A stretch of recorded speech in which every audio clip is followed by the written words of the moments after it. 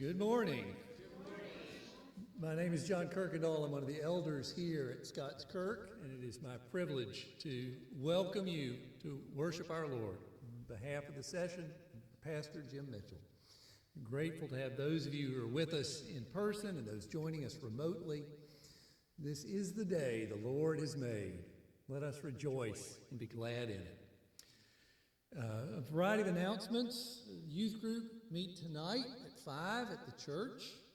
The ladies' Bible study will resume tomorrow morning at the church and continue to study 1st and 2nd Samuel. The nursery will be provided as well.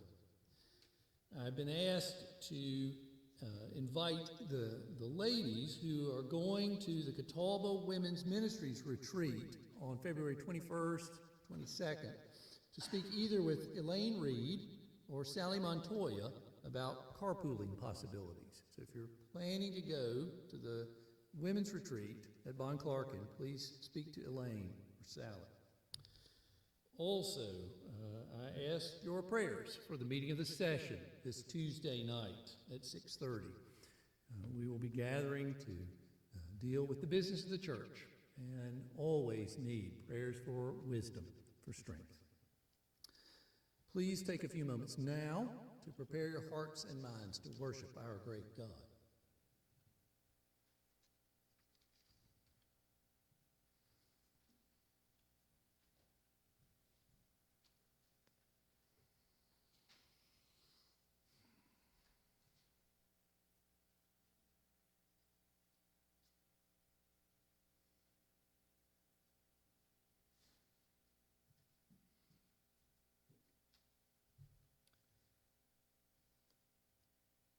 When the ancient Israelites went to Jerusalem 3 times a year to celebrate the great festivals of their faith, they sang songs on the way up to Jerusalem, for you always went up to Jerusalem from wherever you were. The psalm selected for our call to worship is one of these songs of ascents. Let's hear the words of David as he celebrates God's goodness. If it had not been the Lord who was on our side, let Israel now say, if it had not been the Lord who was on our side, when people rose up against us, then they would have swallowed us alive. When their anger was kindled against us, then the flood would have swept us away. The torrent would have gone over us. Then over us would have gone the raging waters. Blessed be the Lord, who has not given us as prey to their teeth. We have escaped like a bird from the snare of the fowlers. The snare is broken, and we have escaped. Our help is in the name of the Lord, who made heaven and earth.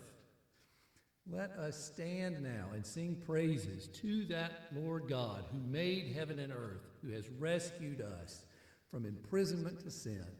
Please stand with me. We'll use the Trinity hymnal, number 111, This Is My Father's World.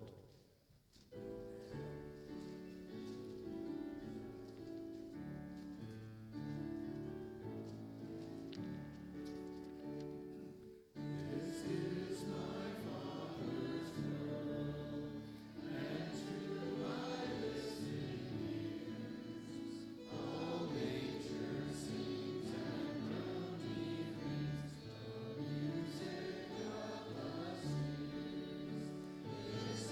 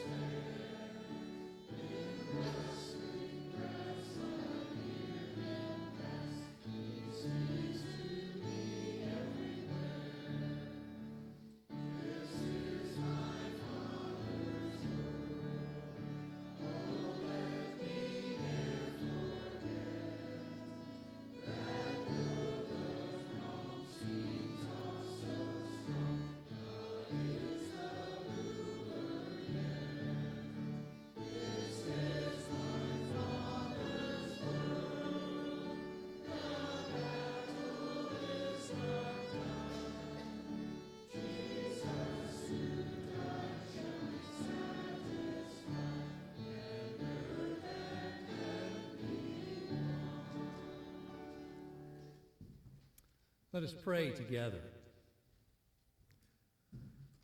Heavenly Father, we lift up our eyes to you, enthroned in the heavens, our glorious God, who has raised Christ Jesus from the dead and seated him at your right hand. We thank you for the many blessings you have given us through Christ. We thank you for the presence of the Holy Spirit, and we ask your blessing now on this time together, that we might worship you in spirit and truth, that your name would be glorified, and that we might grow in our knowledge of you and in strength and zeal to share it in this place, to be lights in the dark world, pointing men to the saving grace found only in Christ Jesus. Lord, we thank you for the many ways you have given us your word to minister to us in every part of our lives. And we thank you for the model prayer that Christ taught his disciples, saying, Our Father, who art in heaven, hallowed be thy name. Thy kingdom come, thy will be done, on earth as it is in heaven. Give us this day our daily bread, and forgive us our debts, as we forgive our debtors. And lead us not into temptation, but deliver us from evil. For thine is the kingdom, and the power, and the glory forever. Amen. You may be seated.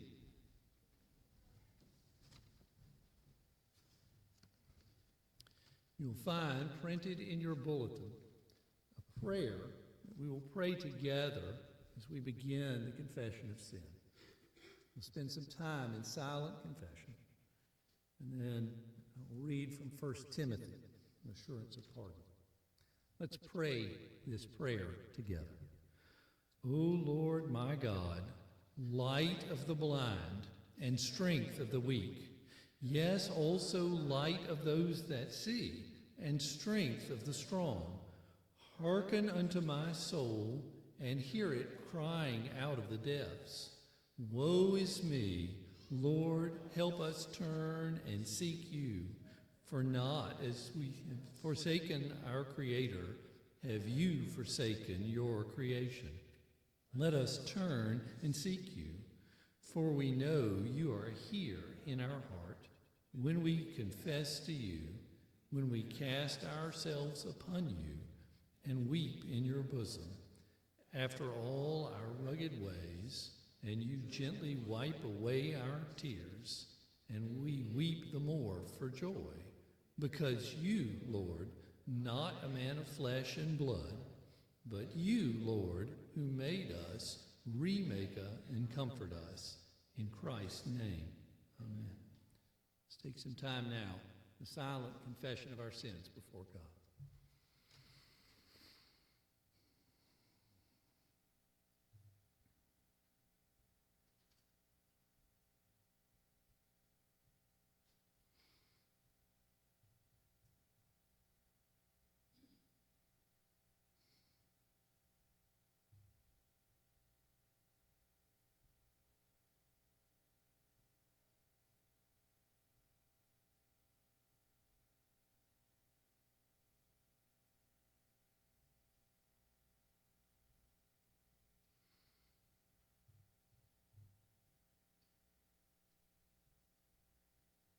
Amen.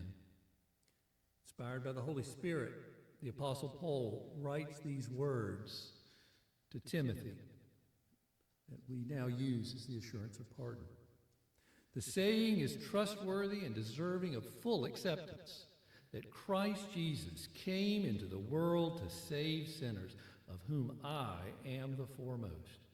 But I receive mercy for this reason, that in me, as the foremost, Jesus Christ might display his perfect patience as an example to those who were to believe in him for eternal life.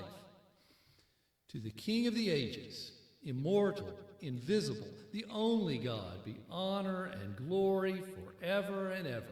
Amen. Please stand now for the confession of faith. We will use two questions from the Heidelberg Catechism. I'll read the question, and then we'll respond with the answer collectively. Christians, What do you understand by the providence of God?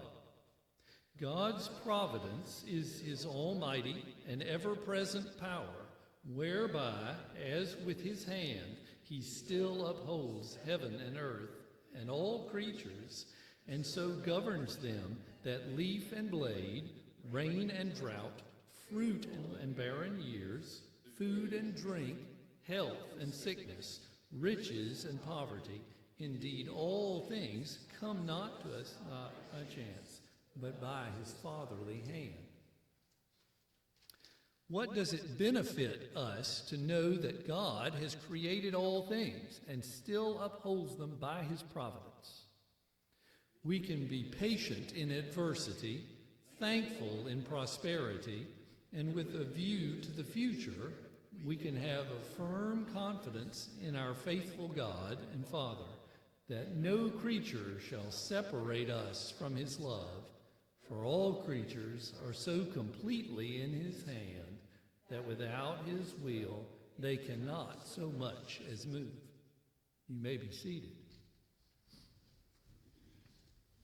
And if the children would come forward now, please, for the children's sermon with Elder Joel Reed.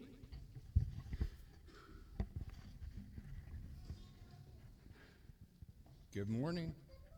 Once again, we're going to be talking about what? Romans? Okay. What specifically have we been talking about?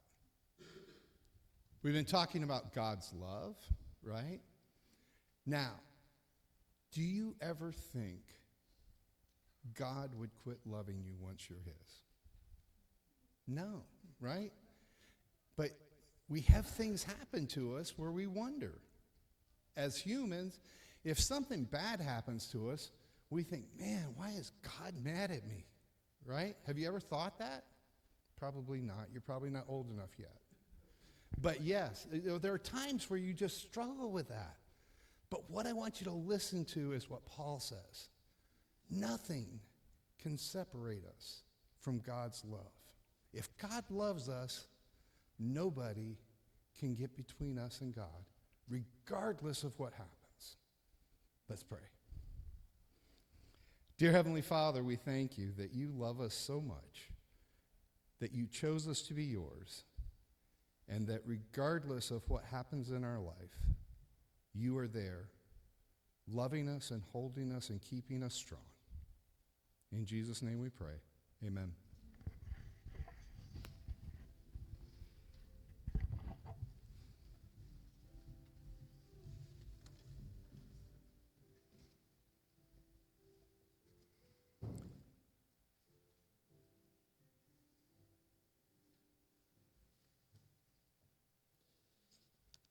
In the 50s AD, the Apostle Paul visited the Greek port city of Corinth, lived there for over a year, helping to establish the church. And then he traveled elsewhere. News comes to him that things aren't quite right in Corinth. And Paul writes a letter. In fact, Paul wrote several letters to the Corinthians. 2 of them have been preserved for us. And our scripture reading this morning comes from the second of those 2, which, from the point of view of New Testament scholars, probably is the 4th letter he wrote them. Paul is deeply concerned about some of the errors of the church at Corinth, and particularly Corinthians who are giving heed to visitors who are preaching more than just the gospel. And so, 2 Corinthians 11, which we'll read now, Paul is addressing that problem and talking about it from his own perspective. Hear now the words inspired by the Holy Spirit, penned by the Apostle Paul to the church at Corinth, to the church at Somerville. I wish you would bear with me in a little foolishness. Do bear with me, for I feel a divine jealousy for you, since I betrothed you to one husband to present you as a pure virgin to Christ. But I'm afraid that as the serpent deceived Eve by his cunning, your thoughts will be led astray from a sincere and pure devotion to Christ. For if someone comes and proclaims another Jesus than the one we proclaim, or if you receive a different spirit from the one you received, or if you accept a different gospel from the one you accepted, you put up with it readily enough. Indeed, I consider that I am not in the least inferior to these super apostles. Even if I am unskilled in speaking, I am not so in knowledge. Indeed, in every way we have made this plain to you in all things. Or did I commit a sin in humbling myself so that you might be exalted because I preached God's gospel to you free of charge? I robbed other churches by accepting support from them in order to serve you. And when I was with you and was in need, I did not burden anyone, for the brothers who came from Macedonia supplied my need. So I refrained and will refrain from burdening you in any way. As the truth of Christ is in me, this boasting of mine will not be silenced by the regions of Achaia. Why? Because I do not love you? God knows I do.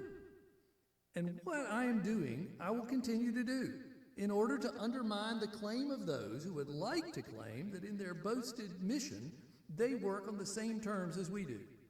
For such men are false apostles, deceitful workmen, disguising themselves as apostles of Christ. And no wonder, for even Satan disguises himself as an angel of light. So it is no surprise if his servants also disguise themselves as servants of righteousness. Their end will correspond to their deeds. I repeat, let no one think me foolish, but even if you do, accept me as a fool, so that I too may boast a little. What I am saying with this boastful confidence, I say not as the Lord would, but as a fool. Since many boast according to the flesh, I too will boast. For you gladly bear with fools, being wise yourselves. For you bear it if someone makes slaves of you, or devours you, or takes advantage of you, or puts on airs, or strikes you in the face. To my shame, I must say, we were too weak for that. But whatever anyone else dares to boast of, I'm speaking as a fool, I also dare to boast of that. Are they Hebrews? So am I. Are they Israelites? So am I. Are they offspring of Abraham? So am I. Are they servants of Christ? I'm a better one. I'm talking like a madman. With far greater labors, far more imprisonments, with countless beatings, often near death. 5 times I received at the hands of the Jews, the 40 lashes less one. 3 times I was beaten with rods. Once I was stoned. 3 times I was shipwrecked. A night and a day I was adrift at sea, on frequent journeys, in danger from my own people, danger from Gentiles, danger in the city, danger in the wilderness, danger at sea, danger from false brothers, in toil and hardship through many a sleepless night, in hunger and thirst, often without food, in cold and exposure. And, apart from other things, there's the daily pressure on me of my anxiety for all the churches. Who is weak and I am not weak? Who is made to fall, and I am not indignant? If I must boast, I will boast of the things that show my weakness. The God and Father of the Lord Jesus, he who is blessed forever, knows that I am not lying. At Damascus, the governor, under King Aretas, was guarding the city of Damascus in order to seize me, but I was let down in a basket through a window in the wall and escaped his hands. It's hard not to continue reading the word of the Lord.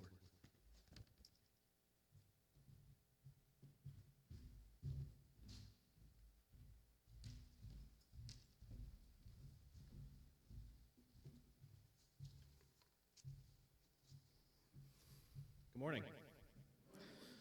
Before we go before our Lord in prayer this morning, I just wanted to share something really brief with you. Since I've done the prayer the past few weeks, it's been an enjoyment going through the communicable attributes of God for our part of our prayer in the morning. And we try to praise God, recognize his character, who he is, and thank him for what he's revealed for us in that.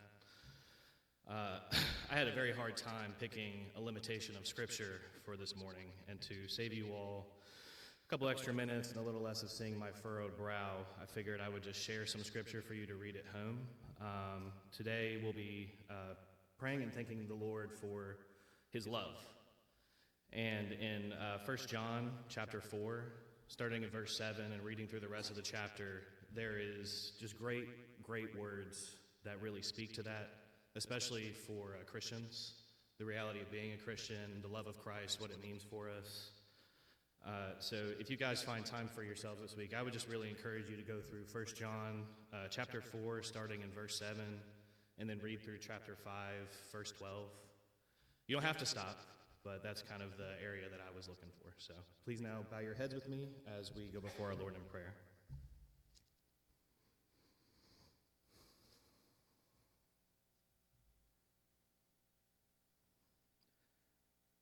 Heavenly Father, we thank you for the love that you have for each and every one of us in this room. God, we thank you for your care for us. Father, we know that you are the ultimate and the true representation of love. Father, we see this very clearly through the sacrifice of Christ on the cross, a sinless and perfect man who's truly human and truly God, taking on the sins of man, sins that he was cleared of, that we were guilty of, Father. And we thank you for this love that you have expressed towards us, a love that we can truly not fully fathom, but we are very grateful for. Father, in your word, it tells us that greater love has no one than this, that someone that laid down his life for his friends. Father, it's hard not to reflect on that verse and think of the love that you have for us, as we said, through the cross, through your word. Lord, you have laid down a lot in order to give us an opportunity to come to you, to be called your children. And Father, we thank you for that. We thank you for loving us to the point of submission on a cross, to take on that wrath and atone for our sins. Father, we pray for the neighbors of Hilliard and Janet, Father, for a quick fixing of their home. Father, we know materialism is but a waning thing that does not last forever, but the security of a home is important. And so, Lord, we just pray that they can have what needs they need met in order to re-secure their home for their family. Father, we pray for Frankie as she's at home healing her leg. Lord, we thank you that her surgery has gone all right. And Lord, we pray for a quick healing, for a limitation in the atrophy of the muscles so that Frankie can get back and get into her normal routine of life. And so we can all see her smiling face here again, Lord. Father, we thank you for the safe delivery of Barrett Tate, Brenda's grandson. Lord, it's always a blessing to see new children in our presence and amongst us and the families around us. It's a great blessing. And so, Father, we thank you for seeing a safe delivery for this young man, and we pray that the health will continue as he grows older the next few weeks, months, and years. We pray for the ARP church plant, Christ Presbyterian Church in Fernandina Beach, Florida. Father, first of all, we thank you for a church being planted out here, Father. It's always a great blessing when there is those that are on mission, called by you to go and share the gospel and to love a community. We pray for the pastor and his wife as they continue to love on their church, and we pray for them to have wisdom as they continue to grow and as they are diligent on a daily basis in what it is you have called them to there. Father, we pray for them to find a worship leader. We know that's a need of theirs, Father, and we know that you have promised us in your word provisions in many ways. And Father, this is your church, and so we trust that the right man will be presented, and we thank you for that, Father. Lord, we pray also for a local church, Restoration Church. Father, they are planting into the Tanner Plantation area. Again, Father, we thank you for church plants. We pray that you are with Pastor Sean McSwain as he embarks on this journey. Lord, I pray for them to have a fire not of success in themselves, but a fire of success in you, that this will be a church that is grounded firmly in your word and who you call us to be as Christians, a church that can serve the community but also have reverence for you on a daily and weekly basis.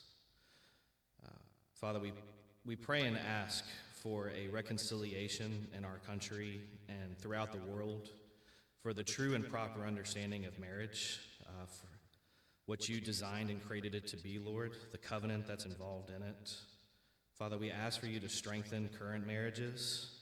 And Lord, we pray that for those who are finding themselves approaching marriage soon, Lord, that their marriages can start strong and firm, resting in you, Lord, and that as the challenges of life approach the former and the latter, that the realization that coming to you and seeking you is an ultimate and important part of that marriage staying strong and being able to see its way through. Jesus, we pray for an end to abortion. We pray for Christians all over the world as they faithfully do their best to speak for those who don't have a voice and to come alongside families who are confused or may have issues that is leading them towards this kind of temptation in terms of their pregnancy. Father, please give wisdom, please give resources for those families and for those Christians who are diligently going out to speak on behalf of those who can't speak for themselves. We pray for loving conversations between these people. We pray, ultimately, Lord, for the humanity of babies from conception to be recognized worldwide, that these are children that are made in your image. And Father, even though they may not speak, they are just as much human as we are. I pray that that can just become a common understanding amongst humanity. Lord, as we stated in the beginning of our prayer, we thank you for your work on the cross. We thank you for the humility of Christ, the submission of Christ. And I pray that as a church, that we can emulate these things that we see in our Lord, and that they can rest on our hearts daily. We pray all this in your name, in the name of Jesus. Amen.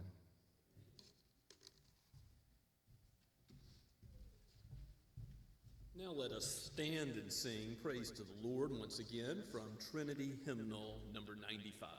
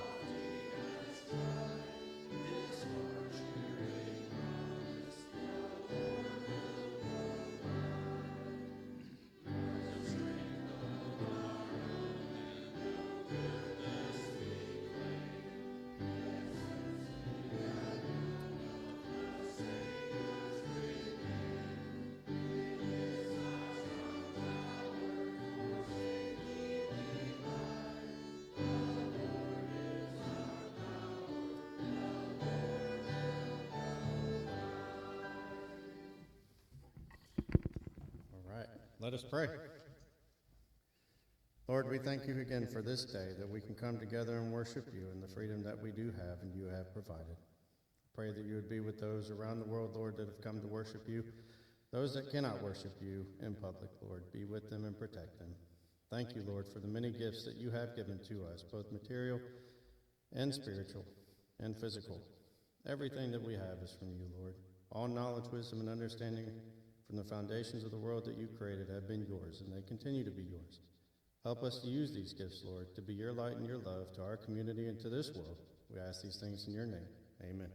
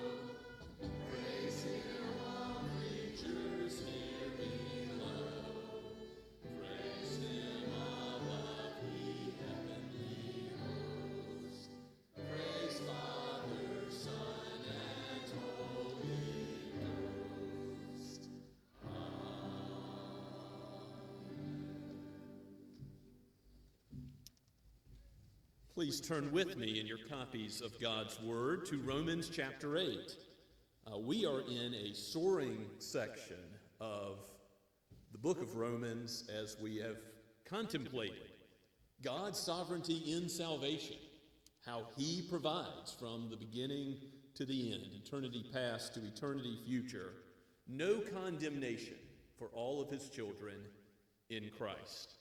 And this is great news. This is comforting news. That's the apostle's intention in the verses that we looked at last week, that if God justifies, who will condemn? No one.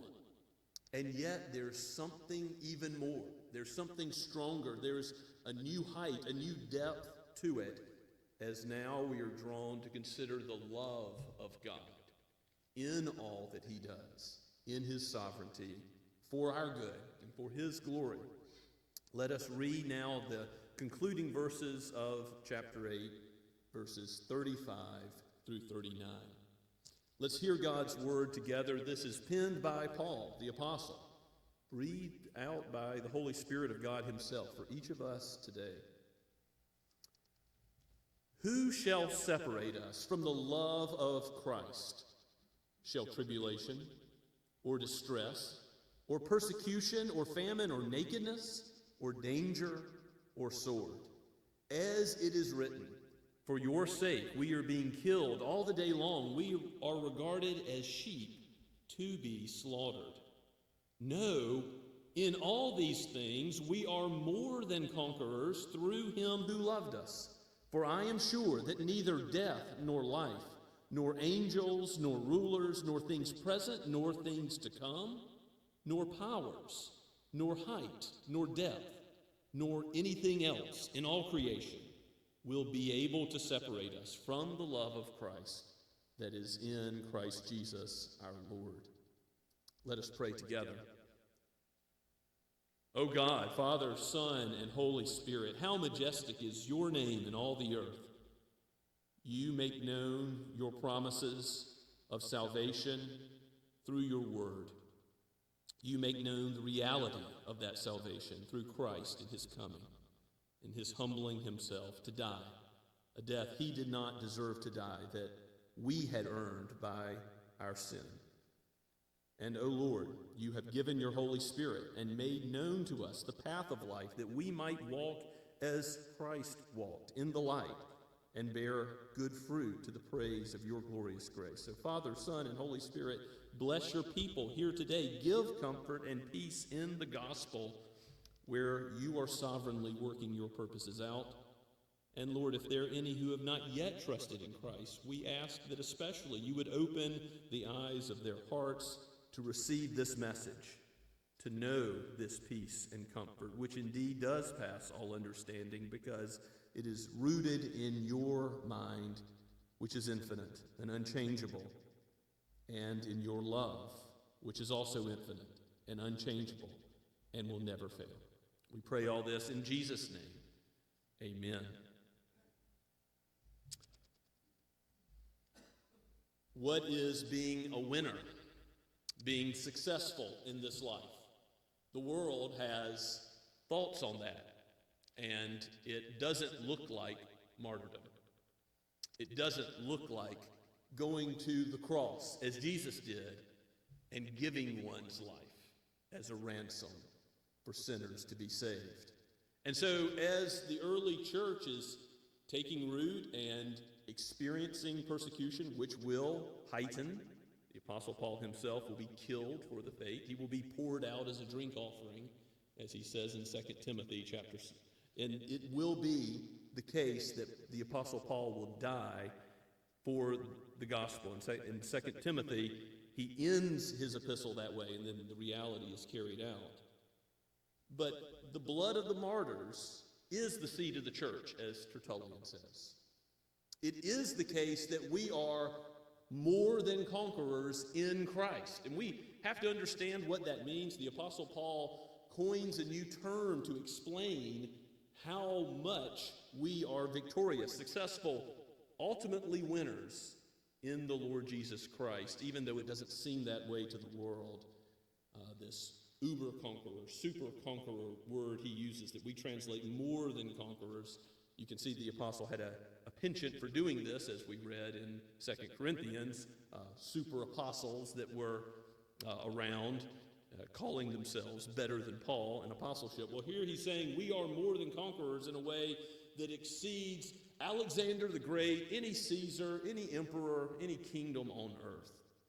And so in the context of this soaring section of Romans 8, he wants us to know, not only will no one condemn us, but he wants us to know and internalize the everlasting love of God, to know something of its height and width and depth, its dimensions, as he puts it in Ephesians chapter 3. He wants us to know more of the triune God's love for his people and what that looks like. Yes, it's true that if Jesus is interceding for us, no one will deny the Son and his requests. That is the height of assurance, as William Hendrickson says in his commentary. The golden chain of salvation, which we've just read in verses 29 and 30, gives us great confidence that God is going to work his purposes out. It's all past tense from his perspective, and he is working all things for our good and his glory, as verse 28 says. But here in verse 35, look at all of the things that we might think could separate us from God's love. Paul lists them out. Who shall separate us from the love of God? Could be people. Could be tribulation. It comes from people. It comes from Caesars, emperors. It comes from those who hate believers. It could be distress. It could be all types of distress, mental distress, emotional distress, fear. It could be persecution. It could be not only death, but being thrown into jail, receiving the 39 lashes that the Apostle Paul received many occasions. They thought that was one less than the death penalty. In other words, such a severe beating as was allowable by law. And, of course, there are other ways in which persecution can take shape and has taken shape throughout the centuries. We'll talk more about that. A famine, hunger. And when Paul says, with food and clothing we shall be content, he means it, because he understands that, yes, all things are from the Lord, even our daily bread, even what he provides for us by his providence, as we confessed in the Heidelberg Catechism, the rain and drought, everything that produces the food from the earth is from God's sovereignly hand, fruitful and barren years, food and drink, health and sickness, riches and poverty. Indeed, all things come not by chance, not by fate, not by some other false god, but by the true and sovereign God, who will provide all things spiritually and materially by his fatherly hand. So famine, we might fear, would separate us from the love of God, or even nakedness, no clothing, food and clothing. It is not a mistake that Christ was crucified in this shameful state of nakedness on the cross. And again, the world thinks this is the ultimate in mockery. He's given a crown of thorns. He's given clothing that mocks him as a savior, as a king, a sign that mocks him. And yet it's true that he is the greatest conquering king. And when you read the book of Revelation, what does it make clear to us? Christ wins in the end. And the blood of the martyrs that cries out in Revelation chapter 6, they cry out and say, "How long until you judge, O Lord of the earth, O sovereign Lord, and right these wrongs where the blood of those who follow Jesus has been poured out?" And of course, we know that the rest of the story. Jesus will win. He will create a new heavens and a new earth. He will wipe away every tear. So shall tribulation, distress, persecution, famine, nakedness, danger, or sword separate us from the love of God? Paul was subject to all kinds of dangers, as he listed off. Dangers in the city, dangers in the wilderness, dangers from his own people, from Jews, from Gentiles. God, in this life, always protects his people in eternity. with regard to our salvation, but we have no guarantee that we will have material protection from danger, from sword. In fact, there will be those who will want to separate our body from our head. There will be those who want to throw us into the Colosseum, to the wild beasts. And it is true that in the 20th century there was more persecution of Christians than in all 19 prior centuries combined. Now, a lot of that was due to communist and fascist regimes, and how you count these numbers can vary. But there's a great deal of persecution. Don't think of this as something that just happened in Paul's day, but think of it as a reality for the church in every age. And we who do have the freedom, as was just prayed in the prayer of thanksgiving, to worship the Lord, we ought to be thankful for that. But occasionally I see pastors stand up and say in synod and presbytery meetings, you know, we ought to be preparing the church for persecution. We're not gifted with foretelling the future in terms of how that might come, what shape it might take. But what is the most important thing for us to be prepared for persecution? It's a firm confidence in this gospel, in the sovereignty of God in preserving his people, because all of these things we might fear separate us from the love of Christ. They can't. The implied answer is an absolutely not. None of these things shall separate us from the love of God in Christ. Not only can we not be condemned, but his shepherding care will abide with us. Christ is with us. The Holy Spirit is with us. The Holy Spirit is guiding the church in every way that we need guidance. He is sanctifying us through his truth, even now, as Jesus prayed the Spirit would do in John 17, so he is doing it by his word even now. Go to verse 36. Paul quotes the word as it is written, because he has a high view of the word of God. He's quoting the Old Testament as thus saith the Lord, the very word of God. This is from Psalm 44. For your sake we are being killed all the day long. We are regarded as sheep to be slaughtered. Now that is not a high regard, is it? To be like a sheep headed off to the slaughterhouse. God's people have always understood that if you stand with the truth, you are subject to the world hating you, being opposed by the world. Even Paul, who persecuted the church himself, remember, he stood by as Stephen was being stoned and approved of it. Acts 8:1 says, Paul was ultimately on the wrong side, and God changed him. God turned him around. But in that, we see that Jesus himself, you might turn with me to the Sermon on the Mount, Matthew chapter 5. Jesus himself prepared his followers to face such persecution. The end of the section on the Beatitudes, we'll read verses 10 through 12. He says, blessed are those who are persecuted for righteousness' sake, for theirs is the kingdom of heaven. And blessed are you when others revile you and persecute you and utter all kinds of evil against you falsely on my account. Rejoice and be glad, for your reward is great in heaven. For so they persecuted the prophets who were before you. And you see with that last phrase, Jesus is saying, yes, Psalm 44 is right. Those who have stood for the Lord and his salvation, which he provided to Abraham and Isaac and Jacob, have always experienced this persecution and still do have the hatred of the world even today. So we must be firmly rooted in the gospel if we are going to do great things and stand and be ready to fall for the gospel, or to simply stand up at our workplace and live it out, even if unpopular, even if speaking words that are true will get us in hot water or will have our neighbors hate us.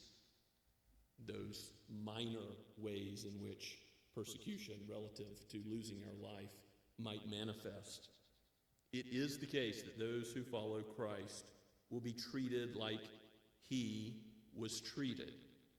The apostles lost their lives, all except John, but their preaching is to the effect that we should not be surprised that this persecution comes. In fact, all of 1 Peter is about this, being elect exiles in a strange land. And he says, don't be surprised in 1 Peter 4:12 when persecution comes. Don't act like this is something out of the blue. And so that's part of the message that we need to hear today from Romans 8, is this should not shock us when we have adverse reactions to the gospel. It's not a gospel of your best life now, all health and wealth and material prosperity now. That's an over-realized eschatology. And what I mean by that is eschatology is the end times. In the end, there will be a new heavens and new earth. There will be a complete material prosperity. We will have all things in the cosmos. We'll inherit the earth as God's people. But that is not yet. Don't think of it as yet. That will be our reward as God's people. That's glorious. But we do have all spiritual benefits in Christ now. We are seated with him in the heavenly places. Paul says in Ephesians chapter 1, he says that we already have in that golden chain of salvation no condemnation. We're justified and we're glorified. That is ours. And so, since Christ has died for us, we believe in him, nothing can change that status, that we are his and we are declared righteous. And so his love, God who is love, the Trinitarian love of God that goes back to eternity past between Father, Son, and Spirit, from his very nature, that love is directed towards us. And Jesus says, as the Father has loved me, so I love you. So the perfection with which the Trinity has loved for all of eternity, within the persons of the Godhead, that love is directed at God's elect. That's what Paul wants you to be impressed with as you consider what can separate you from this love. Absolutely nothing. Even though you're being killed all the day long, like sheep to be slaughtered. And here's where he coins this term in verse 37. No, in all these things, in all these potential hardships, trials, things we might endure in this life that look like God isn't with us. His shepherding care and his love doesn't abide in us. No, in all these things we are more than conquerors, super conquerors, through him who loved us. God doesn't work through times that are difficult automatically, but it is true that we should count it all joy when we face trials of various kinds, James says in chapter 1, because we are being sanctified. If you belong to Christ, if your faith is in Christ, then you are being sanctified. And yes, the character that God wants in you, the holiness God wants in you, is being produced through the trial by the work of the Spirit in you. And maybe go back in Romans to Romans chapter 5, and we'll just look at verses 3 through 5, where Paul has talked about this very thing before. Recall, this is in the middle of the chapter that's all about justification. He says in verse 3, Romans 5:3, not only that, the hope we have in Christ, the peace we have in him, not only that, but we rejoice in our sufferings. See, he's already laying the groundwork for what we're studying today. We rejoice in our sufferings, knowing that suffering produces endurance, and endurance produces character, and character produces hope. And hope does not put us to shame, because God's love has been poured into our hearts through the Holy Spirit who has been given to us. So in Romans 8, that eager expectation we are to have of the new heavens and the new earth and the ultimate end of all things, where the whole world is ours, material and spiritual. That's our hope, our sure hope. And our bodies are groaning, creation is groaning. We are looking forward to that day with eager expectation, but we also wait for it patiently. We say, come, Lord Jesus, come, knowing that in the right time he will come to judge the living and the dead. And we will be conquerors with him. We will be taken to be redeemed in our bodies, in resurrected bodies, like his resurrected body is the first fruits. We will be with him forever and ever. That's what our more than conquering status will be. It's in him. It's in Christ. It's because of union with Christ. You see that in verse 37. It's through him who loved us. And so he's using the trials now, and that's where he's leading us. He's producing the character. He's producing the hope that ultimately we keep our eyes fixed on him as the author and finisher of our faith. We don't look to an earthly kingdom. His kingdom is not of this world. We look to a heavenly kingdom. So we see him as the faithful and trustworthy God that he is. That's Paul's goal. Because if you're going to live and die for the gospel, potentially, you have to see God as faithful, trustworthy. That's what Polycarp says as he goes to die. He says, I have served the Lord all of my years, and he's never abandoned me, paraphrasing. And so how can I now abandon him? That's the way in which we ought to live for the Lord Jesus, knowing that he will never leave or forsake us, and so we can be confident that it is right, it is good, it is appropriate for us to respond with confidence in him, even though it looks like from a worldly perspective we're losing, we're suffering, we're dealing with health issues, cancer or dementia or addiction or trouble. All the things that the world says, would a super conqueror deal with those things? But the answer is, even in those things, Paul's list is not exhaustive, but nothing can separate you from the love that is in Christ. That's so important. Whatever you face in this life, and he gives a list in verse 38, just to make it clear, I'm sure that neither death nor life, so if you're martyred for the faith, death, that will not separate you from the love that's in Christ. And that is, of course, how we will be brought into the very presence of God. And Paul says, whether I live or die, that is what the Lord, he can honor the Lord in either situation. In the book of Philippians, he's like, look, whether I live or die, of course he dies later as a martyr. Lord had him stay around a little longer, but whether we live or die, we can do so knowing God is faithful. His love abides. Neither angels nor rulers or principalities, angels or demons. It could be earthly rulers that are in view, but I think the contrast with angels probably means demonic forces, which, of course, there's some powerful Caesars, there's some powerful earthly kingdoms that oppose Christians and Christianity, but demonic forces are even stronger. Satan, the evil one, is God's Satan, as Martin Luther says. He is subject, as we see in the book of Job, to only doing what God will allow him to do. But he's mighty.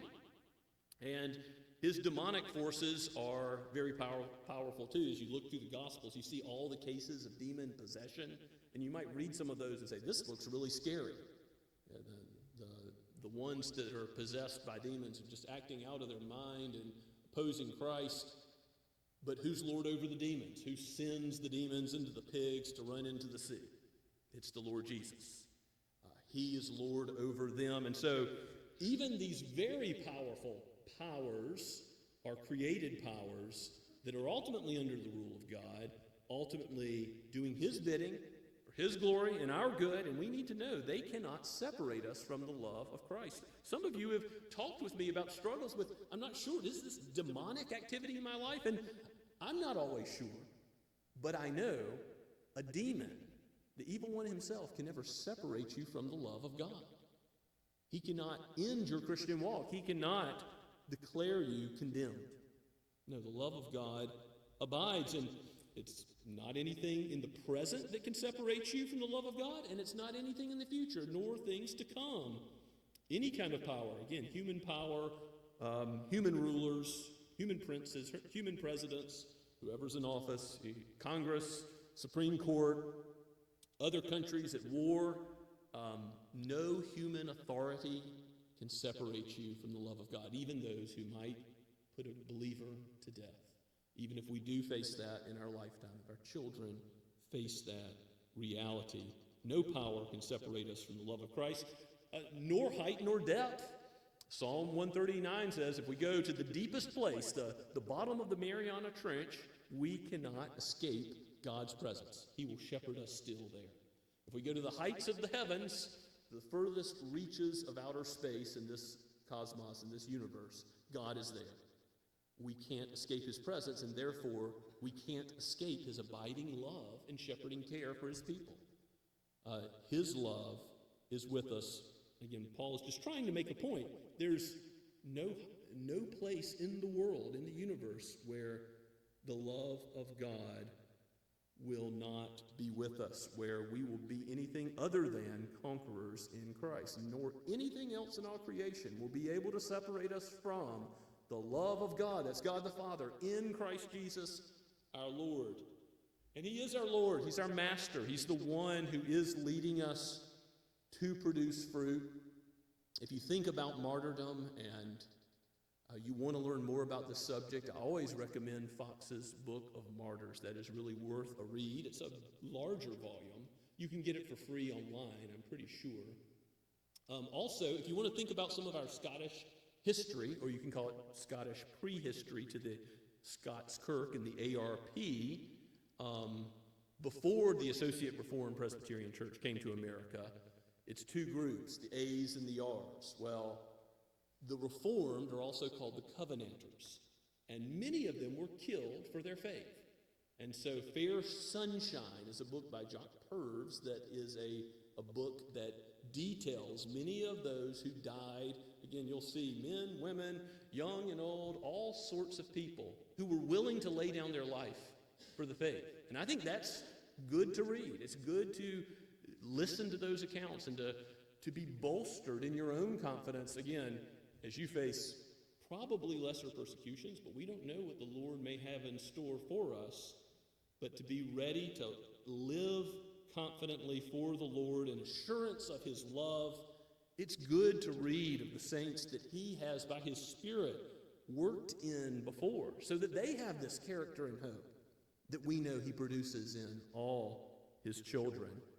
Recommend those books to you, and also you might consider The Voice of the Martyrs, which always has prayer requests of the persecuted church around the world today. You want to pray for brothers and sisters in various places and lands where the persecution is very prevalent. Again, don't think of this as something in the past, but something that we shouldn't be surprised is happening right now in the world that hates the Lord Jesus. But regardless of the hatred of the gospel of our Lord, let us stand on the truth as it is in Scripture, as unpopular as it may be to man's pride to say God provides it all. God provides salvation from beginning to end. God provides the one that redeems us. God provides the faith. God provides the perseverance in that faith. God provides the love that we ultimately will have for others, our neighbors, so that they know the gospel, the church, so that we love one another, so that we reflect God's love. Because when we know God's love and we're confident and assured of his love from eternity, what does that produce in us? The good fruit. Something of that love here in this life, as we're given a little while to live for him, to walk in the light as he is in the light, to live in the light of his great love for us. May God teach us to learn more of Christ, to learn more of that love each day. Let's pray and ask for his help. Father, we bless your name that you sent the Son out of your great love for sinners to call us your friends.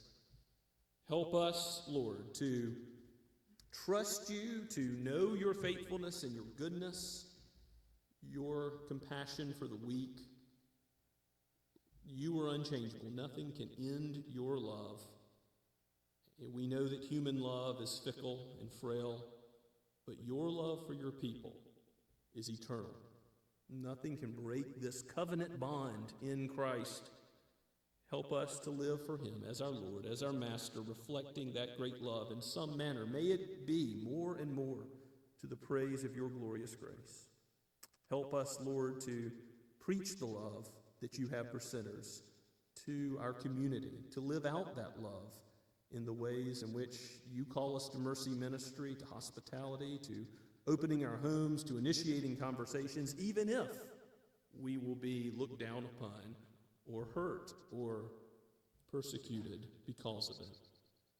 Bless us and abide with us in your love, Lord Jesus. We pray in your holy name. Amen.